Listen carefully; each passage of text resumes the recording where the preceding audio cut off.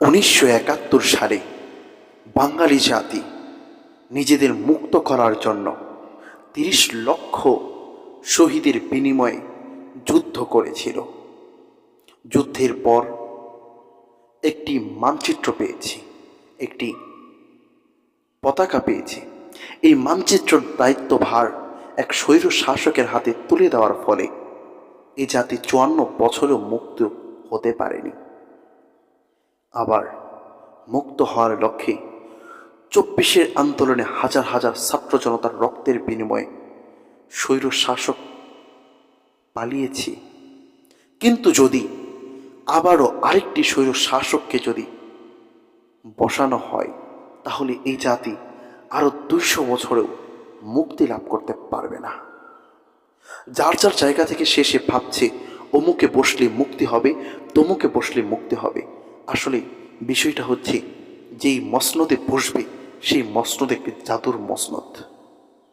অনেকেই নির্বাচনের পূর্বে বিভিন্ন ইশতেহারি বক্তব্যের মধ্যে বলে থাকে আমি হা করব তা করব, কিন্তু এই মসনদে বসলে সে পরিবর্তন হয়ে যায়, তখন কিছুই আর করে না। এ জাতির কথা ভেবে দেখে না যে জাতির ভোটের বিনিময়ে সে আজকে নেতা, সে আজকে সরকার, সে জাতির কথা সে ওখানে গিয়ে ভুলে যায়। এইভাবেই চলছি। তাহলে মুক্তি কোথায়? মুক্তি কিভাবে মিলবে? আমি যদি বলি মুক্তি আব্রাহাম লিঙ্কনের গণতন্ত্রে আপনি আশা করছেন, তাহলে এখনো পর্যন্ত ঘোলা পানিতে ডুব দিয়ে আছেন। আপনি ঘোলা পানি থেকে উঠুন, স্বচ্ছ দুনিয়ার দিকে ফোকাস করুন। মুক্তি যদি দেখতে চান, তাহলে 1400 বছর পূর্বে রসুল সাল্লাল্লাহু আলাইহি সাল্লামের প্রতিষ্ঠিত খেলাফতের দিকে দৃষ্টিপাত করুন, তাহলে মুক্তি আর শান্তি দেখতে পারবেন। আপনি যদি শান্তি দেখতে চান, আবু বকরের জামানার দিকে লক্ষ্য করুন। আপনি যদি শান্তি দেখতে চান, ওমরের জামানার মধ্যে লক্ষ্য করুন, আপনি শান্তি সেখানে খুঁজে পাবেন। এত দূর যাওয়ার প্রয়োজন নেই। অল্প কিছুদিন আগে কুফফার শক্তির বিরুদ্ধে লড়াই করে খেলাফতকে কায়েম করেছে আফগানিস্তান। আপনি সেই আফগানিস্তানের দিক তাকিয়ে দেখুন, আপনি মুক্তি দেখতে পারবেন।